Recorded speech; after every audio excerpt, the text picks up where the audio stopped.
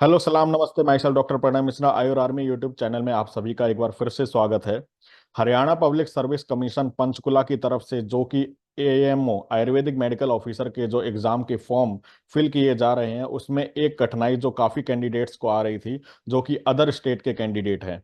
उसमें रजिस्ट्रेशन के लिए उनको अपने बोर्ड, जिसमें भी स्टेट में बोर्ड में है, उनका कैंसिल करके और फिर एनओसी लेकर उनको हरियाणा बोर्ड में रजिस्ट्रेशन करवाना था।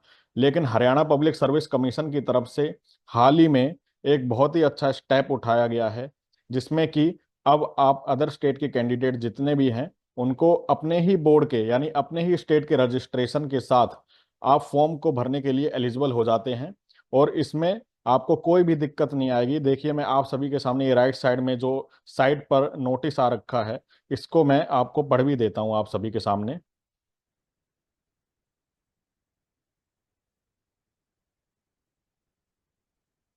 देखिए, ये देखिए, हरियाणा पब्लिक सर्विस कमीशन की तरफ से अभी हाल ही में एक नोटिस आया है, जिसमें लिखा गया है, this is in partial modification advertisement number 16/2024 which is published on 21/6/2024 in various newspaper. Ayurvedic medical officer group be in Ayush department Haryana post. तो इनके क्लॉज को देख लेते हैं कि एग्जिस्टिंग क्लॉज ऑफ एडवर्टाइजमेंट क्या था।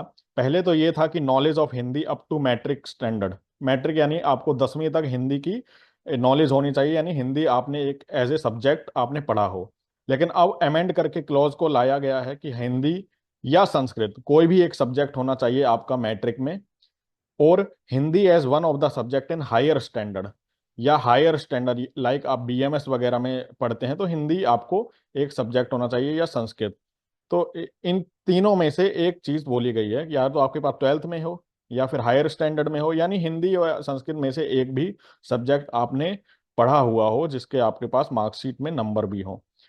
सेकंड स्टेप जो काफी अच्छा बताया गया है, वो है कि candidate should be registered with board of Unani ayurvedic system of medicine Haryana, जो कि पहले एडवर्टाइजमेंट में बताया गया था, जो एक मैंडेटरी क्राइटेरिया था। लेकिन उसको अमेंड करके अब देखिए क्या लिखा है इन्होंने। इन्होंने लिखा है, candidate should be registered with any board of Ayurvedic. Any board यानी कोई भी स्टेट का बोर्ड हो, वेदर यूपी का हो, दिल्ली का हो, हरियाणा का हो, राजस्थान का हो, गुजरात का हो, कहीं का भी हो, वह उसी रजिस्ट्रेशन नंबर के साथ फॉर्म को भर सकता है। और नोट में लिखा गया है, नोट को पढ़ लेते हैं कि candidate should be registered with board of ayurvedic and Unani system of medicine Haryana, now Indian medical council of Haryana, if selected for the aforesaid post before giving offer of a appointment. यानी ये कह रहे हैं कि अभी तो आप फॉर्म भर सकते हैं अपने कोई भी स्टेट के बोर्ड के रजिस्ट्रेशन से, लेकिन अगर आप सिलेक्ट हो जाते हैं और आपको अपॉइंटमेंट मिल जाती है, यानी आपको सिलेक्ट हो जाते हैं, फाइनल लिस्ट में अगर आपका नाम आ जाता है, तो अपॉइंटमेंट से पहले आपको अपना हरियाणा बोर्ड में रजिस्ट्रेशन करवाकर उनको सबमिट करना पड़ेगा। तो ये काफी अच्छा स्टेप है, काफी खुशी की बात है।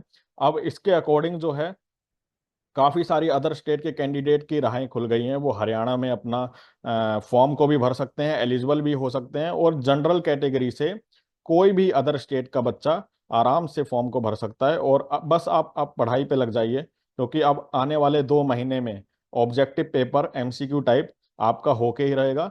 और इसमें ज़्यादा देरी ना कीजिए, आप बस अपने पढ़ाई में जुट जाइए और अपना फॉर्म को भर दीजिए। और अब आपको कहीं से भी एनओसी लेने की जरूरत नहीं है, ना कि हरियाणा में पंचकुला आपको रजिस्ट्रेशन के लिए इधर उधर जाने की जरूरत है। आपके पास जो भी रजिस्ट्रेशन है, उसका नंबर फिल करके आप फॉर्म को भर सकते हैं।